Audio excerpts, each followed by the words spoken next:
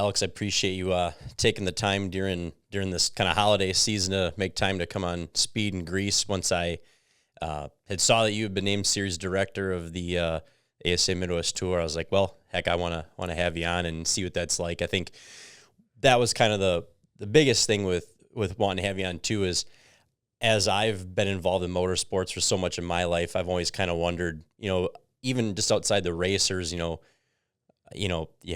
always hope to see more up and coming young racers to keep filling the void as people quit and stop racing. But there's so many other things that go on to run a series, a racetrack, race event. It takes so many people, and you're kind of one of the younger people that are kind of alive and well in motorsports, or especially around here in the Midwest. So I thought it was absolutely awesome to see you get named series director, and congratulations on that. Yeah, thank you. I appreciate you having me come on. My girlfriend and I, when we're traveling up and down the road, we'll tune in, and we've listened to multiple episodes that you've had. So it's cool to be a part of it. Awesome. No, I'm glad to hear you're tuning in. So awesome. Cool. Yeah, I want to kind of start off a little bit different. I'm going to kind of shoot some lightning round questions at you. So being that, you do stuff at Angell Park, and, you do stuff obviously in the asphalt world, what do you like better, dirt or asphalt? Honestly, I think it's a 50-50 split, truthfully. I was waiting for an answer like that. There's plenty of stuff that I like dirt racing-wise, but I also really like the asphalt side of things, too, and it'd be really hard to choose one or the other, honestly. Sure, racing's racing. Right. Which one were you involved in first, dirt or asphalt? Asphalt. So okay.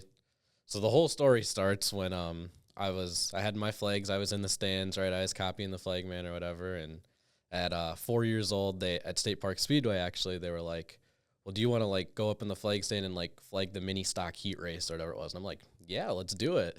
So they actually had to get Pepsi crates and stack them so that I could be tall enough to see over the flag stand.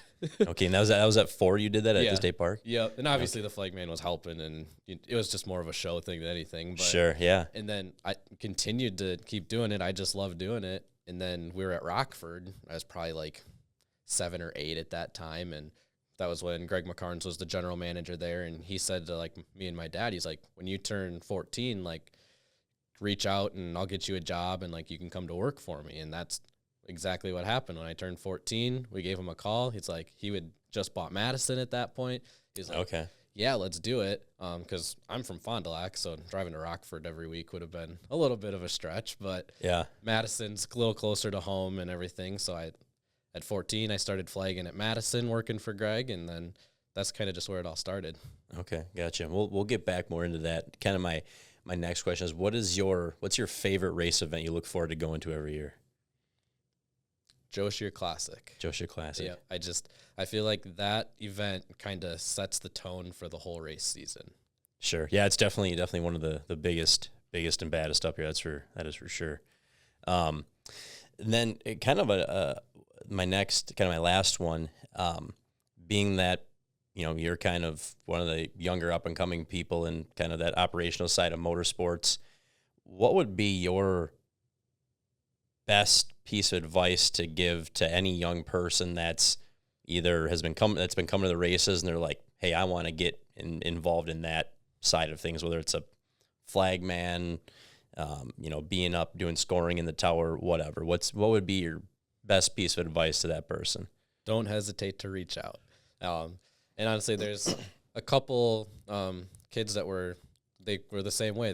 They saw me, I was in the flag stand, and they were kind of my age. They were behind me in the stands doing it. And then now it's kind of cool to see Eddie, who is at Slinger, he's now flagging at Slinger with them, and he's actually going to be doing the truck series this year now too. So it's kind of cool to see as he grew up, there's almost that next progression. So and the big thing to me is just reach out. If you have a question about anything, don't hesitate to ask and be involved, because I'm telling you, there's people that, it's needed. And if we want to keep this thing going for decades to go, we need that younger generation to be involved in racing itself, but also on the operations side as well. Yeah. Yeah, no, absolutely. Yeah. You can't make opportunities happen for yourself if you don't reach out. So no, I like that for sure. Now, I was going to ask, what were you kind of involved with and as a as a kid growing up, but it sounds like you're in the flag stand at 4, so there was not a whole much time, but not a lot of time between then and when you were born. But yeah, I guess when you were, kind of young, around that time when you're obviously going to the races, what else kind of were you involved with? What did you like to do? What did you grow up doing? I grew up playing baseball and basketball. Played football a little bit, but basketball is probably my main sport. So it was just, and I still to this day, I'm involved with basketball. I mean, I played in high school, varsity captain, like all that stuff. And then now I've transitioned into more of a coaching role type of thing. So it's kind of cool to progress in that as well as the racing stuff. Gotcha. Okay. Anything else? What did you like doing kind of for fun outside of even sport related things? Well, it's kind of funny you say that because it was pretty much either sports or like we're going to the racetrack. And that was kind of my dad and I's thing was we'd go to the races. It was, Thursday, Friday, Saturday, Sunday. Like we went to racetracks. So you got your fill every week. Yeah. We went to all over the state. I mean, we've been all over the country now, but just growing up, that's what we did. Okay. Now, did anyone in your family race or have any involvement in the operational sides of things? They didn't actually. So that's kind of cool. Or just me and Dad we'd load up in the car and we'd go to the races, and it's kind of cool that it's progressed all the way to this now. Yeah. No, for sure. Do you think that time when you got asked to go in the flag stand at State Park, did that kind of ignite and start something in you to like, hey, I'm going to want to do something like this one day, or did that kind of come later on down the road? I would say yes. And honestly, and it's probably hard to say at 4, but like it was that thing that, we went to the races. Like I took my flags and that was what I did. I went down to the first row and I was behind the flag man and I do my thing, and just, that's kind of where it all started. So that's actually a good thing to bring up. I've always kind of, I've seen it at Kakon or wherever, you see that young kid behind the flag stand, waving flags too. Is that kind of the idea behind it, is just to kind of have a kid involved and let them kind of follow along with whatever the obviously the main flag person is doing? Yeah, I would say it's cool to see that stuff too, because it's like obviously that's where I got my start, but it's just like it's like the next generation and stuff. They continue to keep doing it. It's just cool to see. Okay, so what was it like? Was it you making the phone call to Greg when you were 14, or did your dad make the call for you, or how'd that go? So my dad sent him an email. Okay. And Greg emailed back. He's like, absolutely, let's do it. Like, I think we ended up meeting at Texas Roadhouse, and just like any questions that like we had for Greg or like he had for us, and just kind of all get on the same page. And that was kind of like the first interaction. Okay. So then where did it go from there? Oh boy. Kind of that, what was the first thing you were doing? Was it flagging or? Okay. Yep. So at 14, I flagged at Madison, on Friday nights. That's just what I did. And then we got to like August, and obviously Greg was with the Midwest Tour at that point. He's like, well, why don't you just come along to the Midwest Tour races the rest of the season and, lend a hand, whether it was hanging banners or flagging practice or just being up in the flag stand with Tom White and just like being a part of it. And he's like, because I think like it'll be beneficial for you in the long run. And so we went to Golden Sands, we went to Dells, we went all the way to Elko, and then we obviously ended at Fest that year. And then he was like, well, I want you to be a part of pretty much anything that's like Team McKarns related. So I was doing Madison on Fridays. We were going to all the Midwest Tour races. Okay. And then after that, I was kind of like, the time I turned 18, it was like, that's when the phone just rang. It was like, by then Drew and John Wood were like, well, we see you at all the Midwest Tour races, because I was pretty much doing the Truck Series races when it was the same with Midwest Tour. Okay. And then Drew's like, well, why don't you come to Jefferson with us for the Friday night the 2-day show, and you can flag the Truck Series for us. And then from there it was, well, why don't you come do Halloween? And it just kind of progressed to, okay, now we've got Madison, we're helping with Midwest Tour, we're flagging the Truck Series full time. I was doing the Dirt Kings late model tour at that point too. It was like I was working probably 60 races a year at 18. So it was pretty cool. No kidding. So I'm going to go back to that first year at Madison. Were you doing all of the divisions? So I did not all the divisions. Arnie Thompson was the flagman too. He did the late models. Okay. And then I pretty much did like the sportsman and the 4 cylinders and those smaller type divisions. Okay. So then when you got, I'm going to say, thrown into the flag stand then in that first season, did you, obviously having spent all of that time kind of following along with flagging and watching and learning, did you kind of like have a sense of like, hey, I know what I got to do as soon as I get in this flag stand, or did it take, a lot more coaching, mentoring to really kind of like get comfortable? I kind of had an idea. I'd say the big thing was working with the race director, because that's just something that I don't think a lot of people realize, is that nowadays it's more so there's that race director up in the tower, and he's kind of the one making a majority of the calls. And then the flagman's kind of like the second in command, I guess is how you could word it. So it just kind of, it was like, and I thought, okay, that start was actually pretty good. They're side by side coming out of 4, and the race director would be like, nope, we're going to call it back. So it's just kind of getting to work with that other person. And once we figured it out, it was smooth sailing from there. Okay. And actually in a scenario like that, is it usually, if a race director has to call something back that you maybe felt was good, is it just more of a vantage point thing? Like, they're up a little bit higher, kind of a wider viewpoint than, obviously they're coming to you, they're getting green, and then they're gone. And obviously you got a lot more cars coming at you. Is that usually what kind of what they see versus what you see? Yeah, I would say that's probably what it is. And, as someone that's now I've called races in the tower as a race director, it's the vantage point from up there is definitely more wider, so you can see things a little bit better than from the flag stand where you're like right on top of the track. Sure, that makes sense. Yeah. Okay. Now, kind of your first race, what do you remember? Kind of what did that feel like? Did it just feel natural, or was it kind of a big rush for you? It felt natural, but it was cool to like finally like, okay, this is the real deal now. The real deal, yeah. I mean? not just sitting in the stands and waving flags anymore, yeah. Right. Oh, cool. So you go through that, so you're helping Greg at Madison. I know we kind of talked about, you got to the point when you're 18 and the phone really started ringing, but kind of who was the next person or series that kind of took notice to you, flagging that reached out, and when did they end up giving you a call? I'd say it kind of happened. I'd say it was the Dirt Kings late model tour. Okay. I want to say that was 2019. Okay. Around that time frame they had a flagman that, there's a couple races he couldn't make it to. So they're like, hey, can you fill in and kind of just like, we'll see how this goes. And then it worked out well. And they're like, well, do you want to just be the guy full time and like do it as much as you can? I'm like, yeah, absolutely. And then it was the same time that Drew was like, well, hey, why don't you come doing more truck races too? So I was like, everyone kind of called it at once almost. And it was like, this is really cool, but it's like, at some point I can't keep telling everybody yes, because there's only so many races I could go to at once. You know what I mean? Yeah. Yeah. Schedules conflict at some point. Yeah. When the Dirt Kings called, had you been to a dirt race before, or was dirt racing completely brand new to you?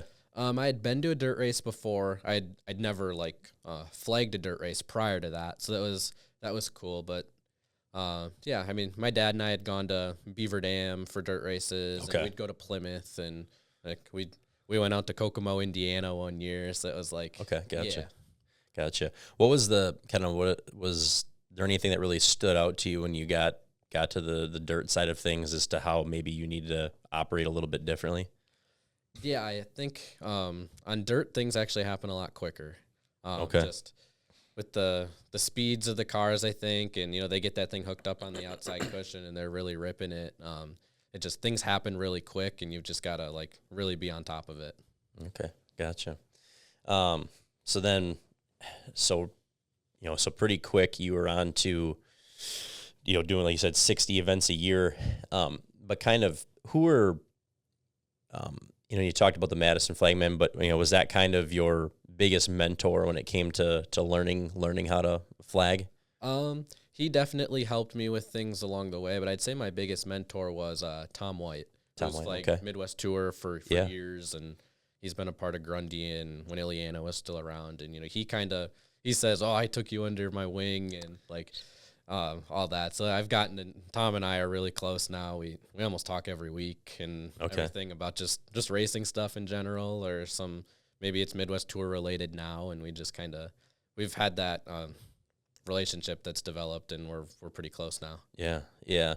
What were what were some of the things that maybe like Tom pointed out to you as you were starting to settle and get more comfortable, but things that he had to kind of point out to you that maybe things that you had never really like thought about before, kind of some of those more technical things that you got to think about as a flagman.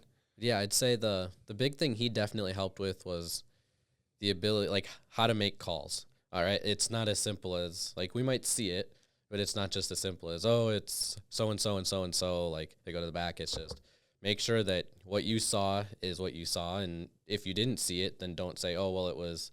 You know what I mean? Like the call's the call. Like what you see is what it is. And that was kind of a big thing that he helped me go through that process. So now as I'm in the flag stand and I'm like making the calls in my head myself, and then it was like, okay, if the race director's like, I missed it. Like, Alex, did you see it? And I can be like, yep, it was car A and car B got together, and they're the two involved. Just that type of thing. So he really coached me along the way with that, I would say. Sure. Do you ever remember like maybe like a first moment where you had to make a call, and then kind of after all said and done, it was like, man, that wasn't the right one? Yeah, there was I flagged at Beaver Dam when they switched to Tuesday nights. So it was 2023, so 2 years ago. Okay. And there was 216 cars that both had like very similar colors, and they were going side by side, and they went into turn one, and the guy drifted up the track and got into the guy on the outside 3 wide, and I called the wrong 16 car, and he made sure to come tell me after the race, but I was just like, yeah, I told him, I'm like, after the fact, I was like, I messed up. And as I told him, I'm like, hey, I'm sorry about that. It wasn't intentional. Like, I didn't mean to screw you over or anything. I said, you guys both have really similar cars, and unfortunately, I called the wrong 16 car. And he was like, I get it. So it all ended up being okay, but in the moment, it was like, dang it. Yeah. Well, yeah. Note to drivers: don't have a similar looking car to someone else, I guess. Yeah. No, those you hate to see on both ends as whether you're a driver or making the call, but those things definitely happen. So what's it like doing 60 events a year? How did was it obviously were you doing 20 events a year, and then was it kind of right into 60 events a year, or did it kind of pick up slowly? I would say it picked up slowly. It was probably that 20, and then it was like, okay, now it's 30, now it's 40, now it's 50, and then we're doing 60, and it, on top of that, like I was helping Greg with street drags at Madison on Thursday nights. Okay. It meant, might have to go up to La Crosse a couple times and help with street drags there because they were short staffed or something like that. So it became like of my full-time summer job is basically what it was as I was in high school and college. So it was like honestly the perfect fit. Okay. Gotcha. What'd you go to college for? Digital marketing. Digital marketing. Okay. Cool. What made you want to go into that? I've always been interested in like the promoting and like buying and selling of things, and then tie it in with the sports stuff. I've just thought like, racing promotions. I've always been really fascinated with. Sure. No, for sure.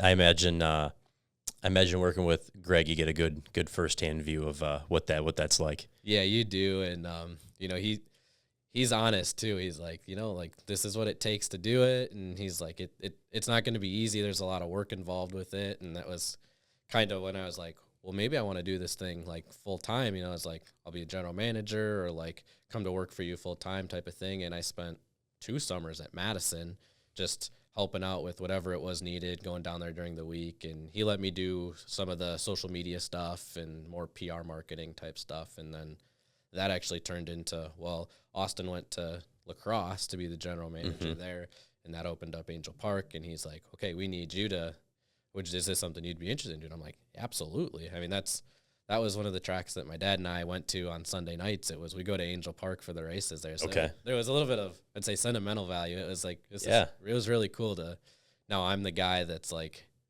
basically running the place for Greg and Angie at that point. So that was pretty cool. Sure. What was outside of doing flagging, what was kind of the next role that you got to, and I know you talked about doing some of the social media stuff, but what was kind of the next role like on race day that you got to do? I'd say, so I did the flagging stuff, and then the Midwest Tour, I started to help with a little bit of the tech side. Okay. Just like whether it was helping with the templates or doing the referee with Tom White or just some of that minimal stuff or basic tech stuff and kind of learn from there. I'd say that was probably the next step in the realm, and then from there it progressed to more of the operations management side of things. Okay. Once you got to do that general manager role at it was general manager role at at Angell Park, right? Yep. Okay. What was the learning curve of all the different things you had to learn kind of moving into that position? I'd say the biggest thing was anything and anything could happen at any point throughout the night, and you've just got to be ready to put that fire out. It was whether the internet goes out and you're trying to get the ticket gates opened up so now the credit card machines won't work, to just making sure that people know that we're racing, to making sure like the concession stand's ready to go. And it's like it's a full-time job, and you've got to have a lot of people involved to help you to really make that thing go. And you can even talk that track specifically. So on, race day comes on Angell Park. What does race day look like from sun up to sundown and maybe even sunrise the next day? Yeah, I would say so. It starts. I usually got to the track about 8 o'clock in the morning. We raced on Sunday nights at Angell Park. So I'd say I get there. You're getting everything opened up and get the gates opened up, obviously, so people can get in the parking lot and all that stuff. Making sure that you get the concessions ready to go. And honestly, there's very tedious little things, just like, okay, making sure the water's turned on so that when people start to use the bathrooms as we get going, like we don't have any issues there. And then it's like, we open the pit gate at 1:30 at Angell Park. So it's like, okay, we're getting everything ready to go so that our pit gate's ready to go when we're open, making sure we got all the wristbands set up and organized and all that, making sure our staff shows up. That's the big thing. And it's like, okay, if you're a staff member and you can't make it, like, I get it, stuff happens. Just let me know so we can coordinate it. And it's not right 1:30 we're trying to open up the pit gate and our pit gate person's not there, well, ready to like watch the gate. So, and just, it's little things like that just come up, and you gotta be like, okay, you're here, like you can kind of help for a little bit, and then I'll until I can find somebody else. Or it's honestly a lot of problem solving Sure. throughout the night. And it's just, then it's okay, we've got the pits open, the teams are getting in, making sure everything's smooth there, making sure nobody parks in a reserve pit stall type of thing. So you got to go handle that. Make sure you keep all the racers happy. Right. And then it's luckily we had someone that handled all the track prep. Okay. Otherwise, because that's a whole animal in itself, is you've got to start days before, and you're getting that thing graded, and you're getting water in it so that there's moisture in the base. Then you're just constantly working it and watering it, and then that way it's ready to go come race time. And then you've got get the main gates opened up, and then it's really like after you get the main gates, we opened the main gates at 4, and then hot laps started at 5. So it was like by the time we got the main gates opened, usually had to put out a fire or two. That's something that just came up, and then it was like, okay, now we're racing. And it's like people would think that once the racing started was when it'd get like hectic, but for me it was like we pushed off that first car for hot laps, and it was like, okay, we're good. Like now the show's starting, like all the build up prior to it, it's like we're good. And then the racing side of it was we'd go there, we'd get through the show, and then it's just once the races are done, it's making sure the concessions kids are coming, and maybe they're helping get everything cleaned up from the night. And honestly, I think the earliest I was out of there was probably like 11 o'clock on a Sunday night. So it was just because you got to wait till everybody leaves out of the pits, and then you lock everything up at the end of the night and just all that type of stuff. So it on race day, it really is a sun up to sundown and then some. Yeah, for sure. Yeah, I could certainly imagine. So, as you're doing, what's it like doing 60 events in a year? I really enjoy it, Because as a racer, I've never been to 60 events in a year. I mean, I think the most I've been to in a year is 30 some. Mm-hmm. Yeah. You get to by mid-August when you're rolling into Grundy for the Wayne Carter Classic, and it's 95 degrees in the shade, and you're driving home after that. You're like, man, I'm tired. I need a day off type of thing.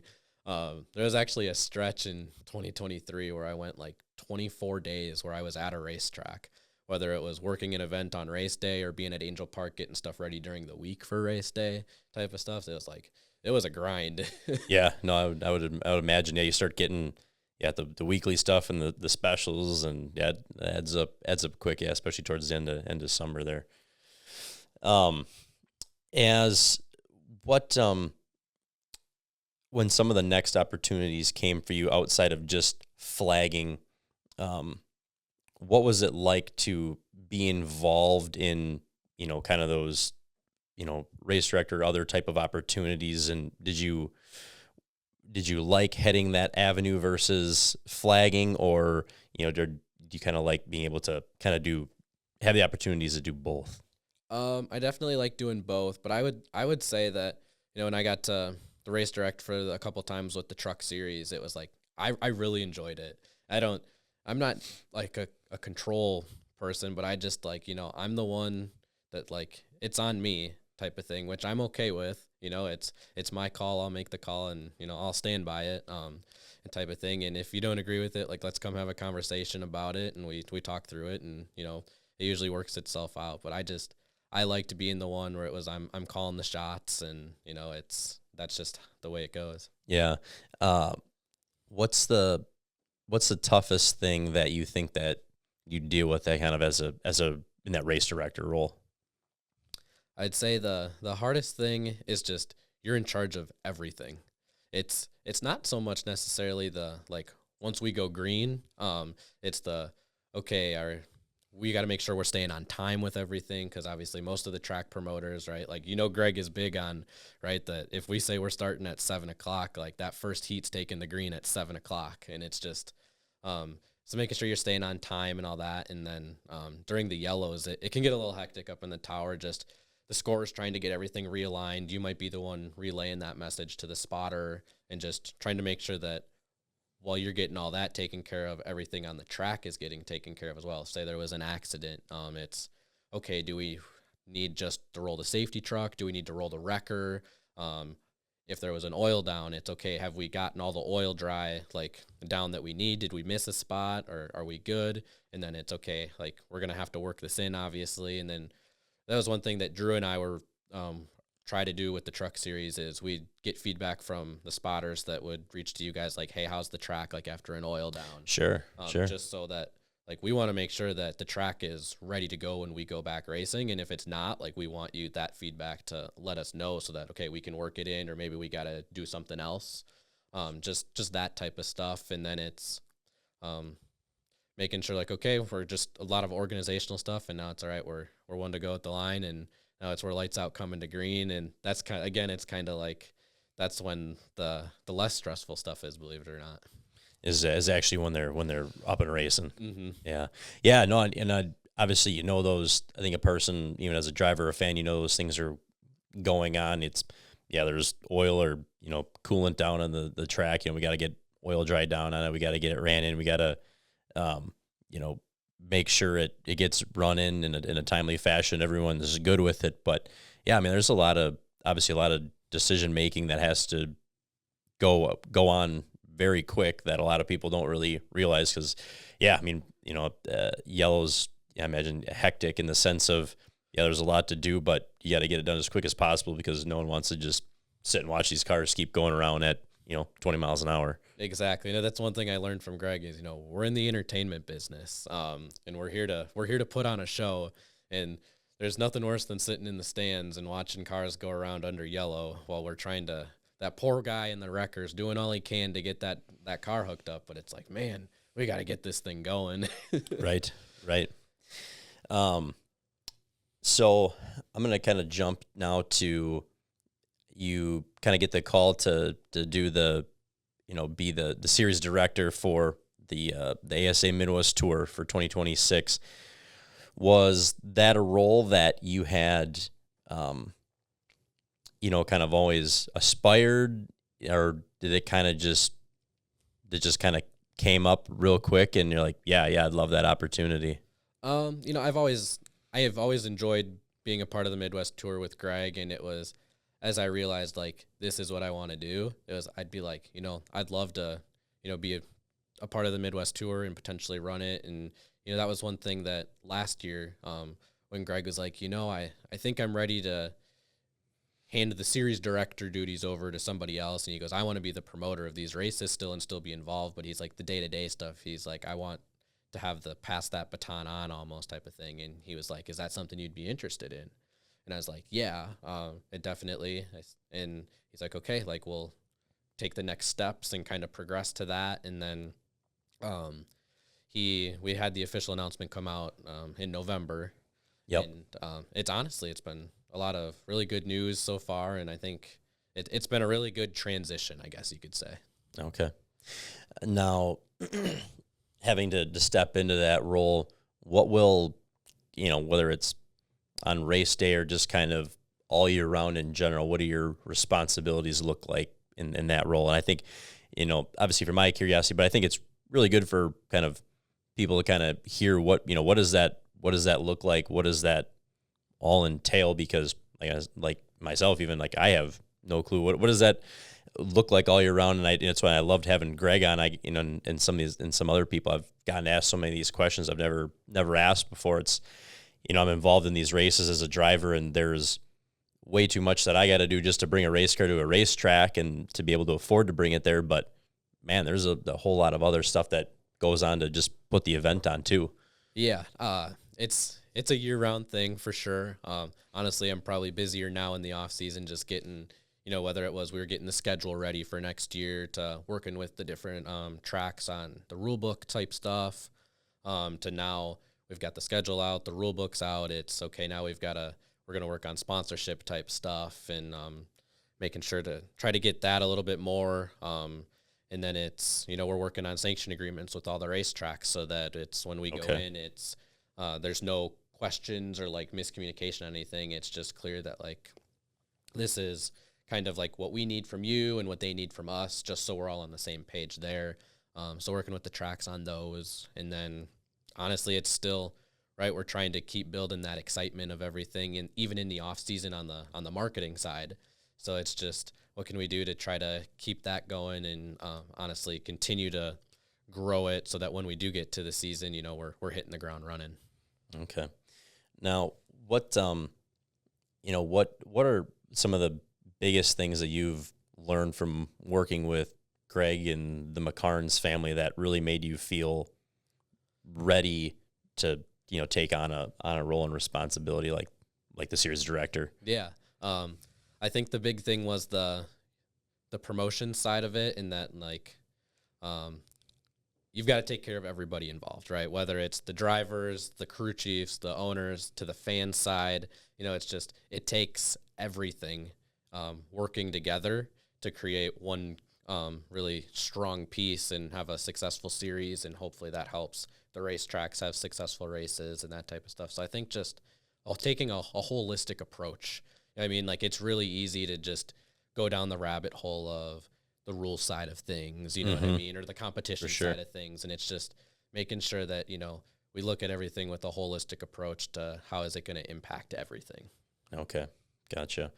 What do you see as one of the most challenging things, with now being in that position? I'd say the most challenging thing is obviously I've got big shoes to fill. Yeah, for sure. Yeah, I mean, Greg's got to be a size 15? It's got to be pretty darn close to that. And it's, yes, I'm coming into this and I'm kind of seen as the new guy, right? Now I've been around Greg in the racing side in multiple different areas of aspects of it this will be year 11 now. Okay. So despite the fact that I'm only 23, I'll be 24 once the season starts. I've been around this for a while, and it's kind of like, you know what I mean? For sure. So I think just, there's going to be those people that kind of see the age thing as part of it. But, I think that once they get to know me and I get to know them better and we communicate, and everything will just be just good. Sure. Yeah. Yeah. No, kind of feeling like you're the young guy in the group it's always a weird and interesting thing. And I think is, like anything, you make good decisions once they get to know you and they feel comfortable with you. People are, and I imagine people have so much of that respect already anyways, just having you been so involved and, you've been around it to, your whole life, just like like any race car driver, you've been around it your whole life, and obviously it's in your blood. Yeah, no, and when the announcement came out, it was the amount of people that reached out and were like, "Hey, congratulations! Like, looking forward to it." It was really cool. Yeah, I would imagine it was, yeah, certainly neat to see that. And now I see that, the acquisition of kind of the Midwest Tour, Stars Tour, from Marty Mello and MDM Promotions, kind of how does that change things and better things in your eyes kind of going forward, and what does that kind of mean for, the Midwest Tour and you?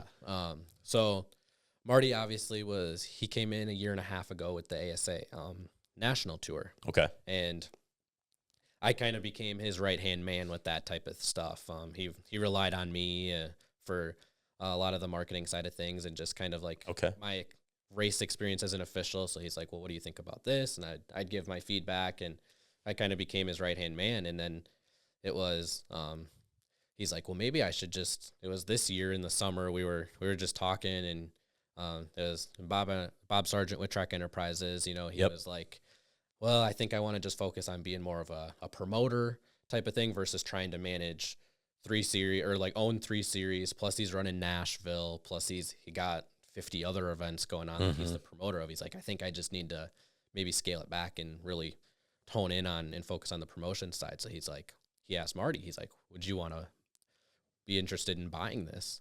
And Marty's like, well, let me think about it. And, him and I, we spent hours on the phone, like crunching the numbers and just kind of like, can we make this work? And then ultimately we made the decision, like, let's go for it.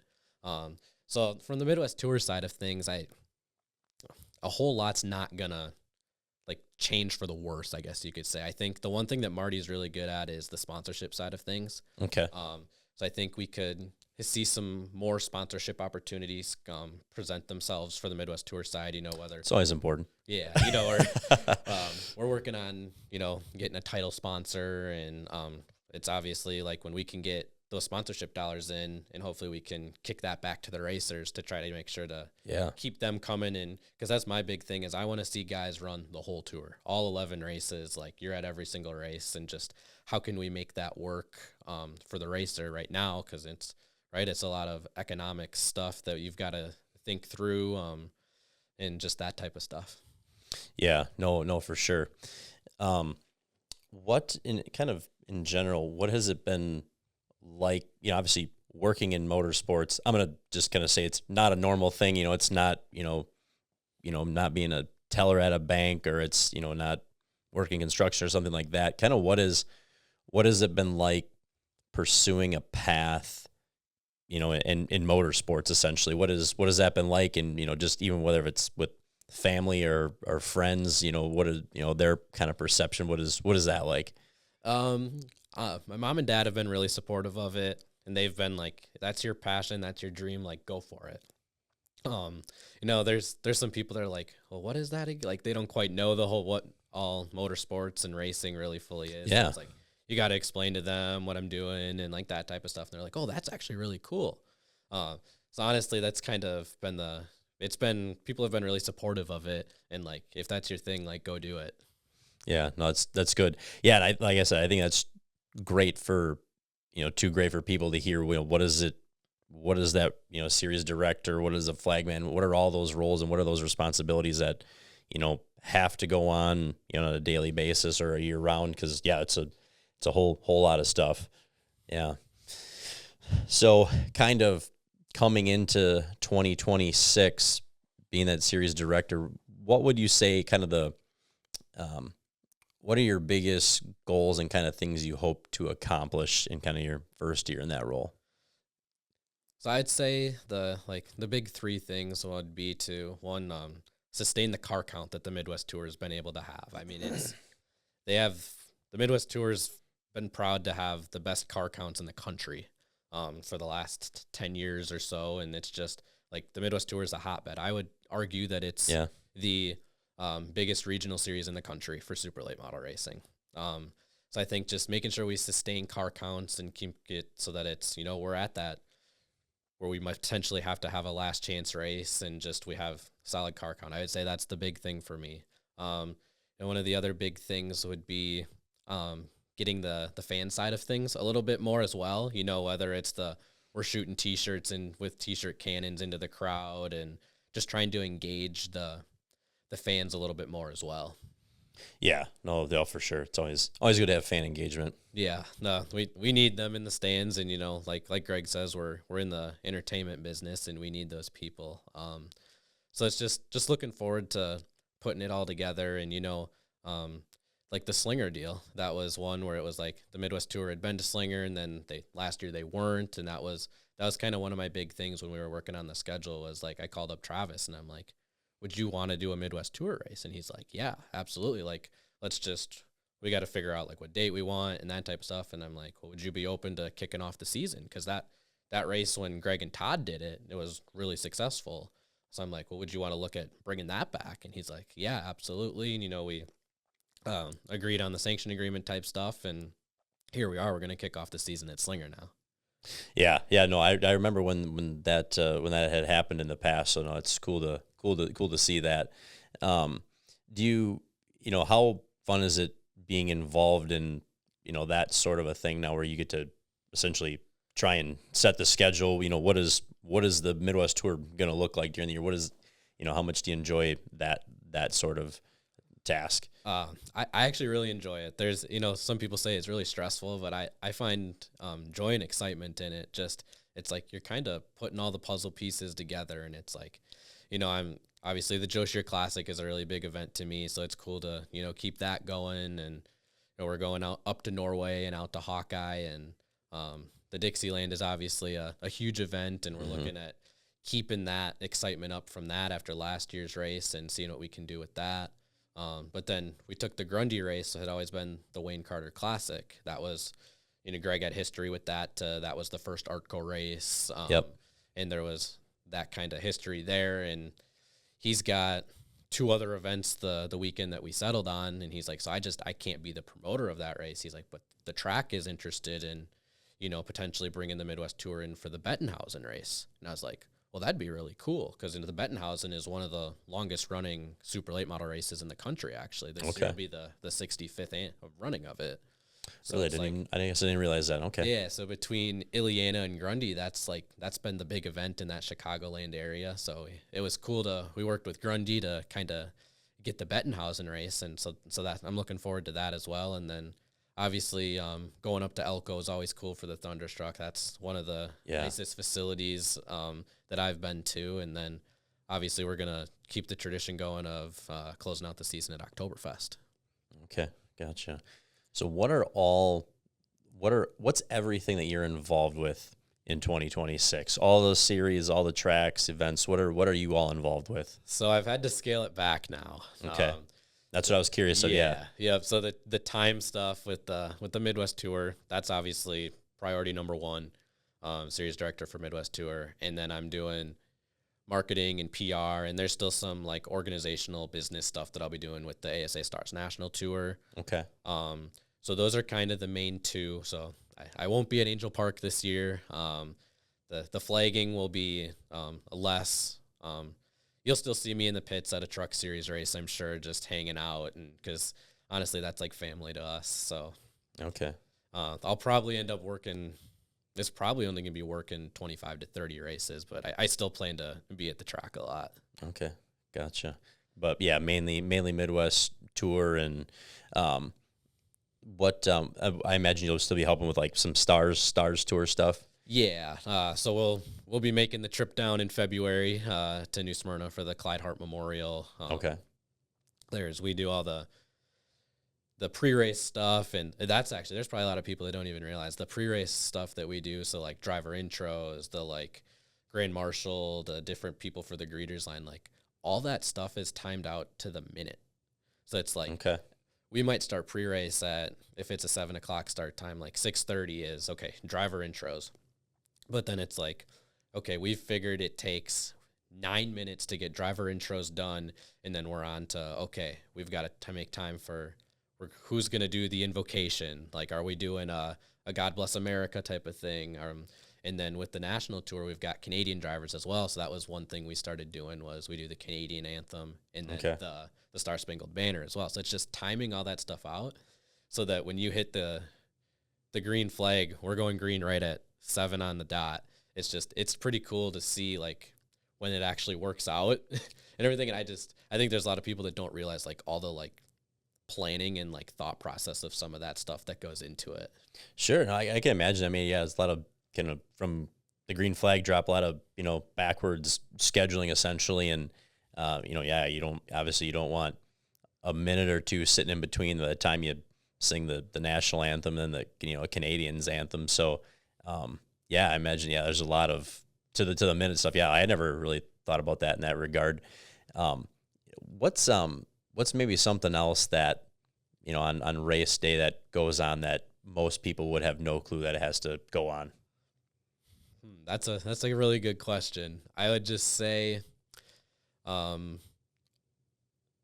the like leading up to it. So it's like, we're trying to make sure that pre-qualifying tech is like starts on time, because again, like that's the big thing is start on time, end on time. And it's, if something gets pushed back and now we're 10 minutes behind, like this isn't going to end well. Greg's going to be in our ear at Madison saying, we've got to be on time. You know what I mean? Or it's like, we'd be at wherever it was. I think it was Hickory last year for the Stars race. And there was a malfunction with like the PA. So it's like, we're 2 minutes behind, and Bob Sargent was like, we're going to be 2 minutes behind. I'm like, Bob, I'm trying to get this thing going. We're trying to cut as much time as we can to get it back to it. And I would honestly say the timing in between of everything and just the planning, like everything is planned out to the minute, believe it or not. Yeah. And I imagine does not take much for, to lose 5 minutes somewhere, obviously. Mm-hmm. Yeah. So being someone that's, involved in motorsports with the roles that you have and have been a part of, what would you say, or I guess, what are your goals for yourself? Do you hope to own a track one day? Hope to own a series one day? Have you maybe never even thought of that? You just kind of take it by opportunity, or what's in your mind? No, the end goal would be to own my own racetrack someday. Whether it's dirt or asphalt, that's something that I really want to do someday. And okay. So I was at Angell Park for 2 years. I heard it's easy to own and run a racetrack. Yeah. Everyone can do it, right? My 2 years as general manager at Angell Park, I really enjoyed it. Just like the being at the track on Wednesday in the middle of July, just helping getting everything ready and all that. It's like I just really enjoyed it, and then being a part of it on race day, that's kind of what I've enjoyed. So now hopefully, maybe it's 10 years down the road, or if it might even be 20 years down the road, but I hope to eventually own my own racetrack someday. And my girlfriend Emily, she's all in on it too. Okay. So it's always good. Yeah, no, she is definitely wants to be a part of it, and that's something that she's interested in as well. And she's helped in various roles at the racetrack as well. She's sold tickets at the front gate. She worked the pit gate at Madison last year. Okay. On Friday nights while I was flagging. And then on Sunday nights, she was working in the concession stand as our cashier. So she's kind of learned all the different roles on that side of it as well too. Okay, cool. So yeah, in a couple of years, she'll be ready to own one with you then, huh? Yeah, that's the plan anyway. No, that's awesome. Have you ever raced anything? I have not. Okay, that's always a fun question to ask. So for being someone that's hasn't raced anything, but you've been so heavily involved in motorsports, and has those dreams and aspirations to, own a track one day, and obviously wants to, keep being involved the way you are. What do you think it's going to take to continue to better racing, grow racing, and to keep it sustained? I think the big thing, is we as, whether it's series or tracks, promoters, we need to work hard to continue to keep promoting so that people know we're racing. I think that's a big thing is like, for example, we had a Stars race in Newport, Tennessee, and there was people that didn't even know we were racing because the track hadn't posted anything about our race leading up to it. So it's like, we need to just, our Facebook pages, our Instagram pages, we need to start getting on TikTok. That was one thing we did with Angell Park, and we actually saw that 10 to 14 age increased in ticket Really? sales Okay. at the That's at cool. the gate. It was, you saw it in the stands too. It was like we had that younger demographic come in, and we need to work harder as promoters to promote the sport.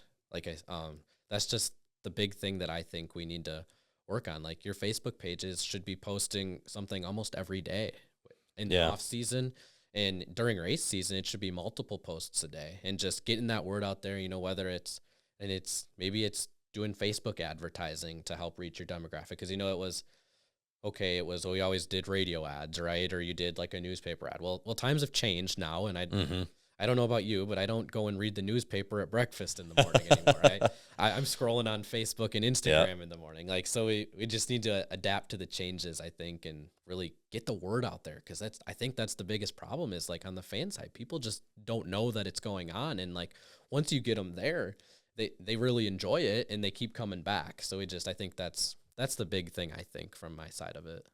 Yeah, I would certainly agree. The same thing from some of the things that I've seen. I've gone to a race somewhere, and I've known somebody who kind of lived in the area, and they're like, "Oh man, I had no clue this was coming to town," or no clue that I had no clue that there were races going on this summer. And I'm just like, how do you not know? And probably some of it is just kind of taking it for granted a little bit, and that's probably easy to have happen, when you're heavily involved in motorsports and that's all your world. It's like, well, yeah, everyone should know there's a race going on at Madison on Friday, and it's probably easy to, like I said, take that for granted. Yeah, and I think the big thing too with some of these weekly tracks is, like, sometimes the events you need to put on have to, like one thing that Greg does an awesome job at Madison is he does kids night right when school gets out. So, like, school gets out that, like, first weekend in June, and he does kids night. We do the kids coin scramble on the track. We do monster trucks, and the monster trucks actually park out front right as you walk in the gate. So it's a perfect photo op, and they take that memory that they have, and that's what keeps them coming back to the racetrack. Like, that's what it is. It's about, truthfully. And I think it's just, we're building those memories, and then that's what really makes a race fan. Yeah, I would agree. Yeah. Just really imprinting that memory in their mind and making that special moment for them. And yeah, hopefully having them continue to gravitate towards racing. Yeah, I completely agree. Yeah. What is an event or a racing memory in your mind that is your favorite, that really sticks out to you, that just really resonates with you? I'd have to say I was 10 years old, and it was that we went to Kokomo, Indiana for their dirt race. And that track is just awesome. The racing on it's 3 and 4 wide with sprint cars. It's crazy. It'll keep you on the edge of your seat. And the biggest memory from that I have is they went into turn 3, coming to the checkered flag, and the guy was in 4th place, and the top 3 go to the bottom, and he had the momentum going up top, and he was in 4th place going through 3 and 4. He got the run off of 4, and he won it. And it was just, to me, that was like, this is what this is all about. And it's like just really cool. And that's something that here we are 16 years later, and it's resonated with me. No, that's cool. That's cool. And kind of going into this race season, what's maybe something that, maybe a change, not, whether it's big or small, that you're looking at doing or in the process of doing that you're really excited about? What are the things that you're excited about bringing to the Midwest Tour as a series director? I would say one of the big things is we're looking at increasing the purse for the 100 lappers. Okay. And just to me, it's how can we do that while paying through the field, right? It's, everyone can say, oh, if you had a 50,000 to win race, you're going to have a bunch of cars. Well, if second place is only paying $1,000, it ain't going to make a difference. You know what I mean? You got to spread that out through the field. And that's one thing that I think in the Midwest we do a really good job of. So I just trying to get those 100 lap Midwest Tour races, get the purse increased so that it, at the top it's good too, but then it pays through the field, and our start money is strong as well. Yeah, I would agree. I mean, I imagine I would probably speak for a lot of people. I mean, even if you feel like you could be bringing a car that's could be in contention to win, kind of, you look at that event and it's like, all right, what is it gonna, what am I gonna be at least be getting if things go really bad and I end up, I finished 24th? What's the night gonna look like for me? Am I gonna be $1,000 in the hole, $2,000 in the hole, or am I gonna break even tonight? What does that look like for me? So that's a big important thing to a lot of people for sure. Yeah, and it's just on the flip side of that too. It's like those guys that they're busting tail to just make the show. It's like all of a sudden they're like, well, I get, my purse increase now for maybe I finish 17th in the race type of thing. It's like, well, this is a several $100 increase from what it had been. It's like now that kind of resonates with them, and maybe it's like, okay, maybe I'll come to another race, and maybe it was like a guy that you get, he probably comes 2 or 3 times a year. It's like, well, now maybe he's coming 4 or 5 times, and he's slowly coming more and more. Yeah, no, yeah, exactly. What do you think is probably has been the biggest challenge in trying to increase the purse? Obviously, you're going and you're, talking to companies and trying to get them to, want to be involved in racing, or to be involved more because they have already been involved. What's been the biggest challenge in trying to make that happen? I would say the biggest challenge is just working with the racetracks on it. And we want to do this to hopefully bring more cars, which hopefully generates more revenue through the pits, and then which hopefully by seeing maybe their favorite drivers come in, so now it brings people through the front gates. So just trying to figure out, like, how can we make this work for the racetrack so that it's still a profitable event for them? Because honestly, it's a big game of economics, right? Like supply demand. That was the big thing. I had a economics professor that's like, if the price is too high, like the buyer won't buy, and if the price is too low, well, then the seller's not making any money off of it, right? You've got to find that midpoint. Like you've got to find that midpoint, and it's just working with those tracks. So okay, if maybe if we increase the purse, like, does that mean we have to necessarily increase the price for the front gate, and just kind of working through those things?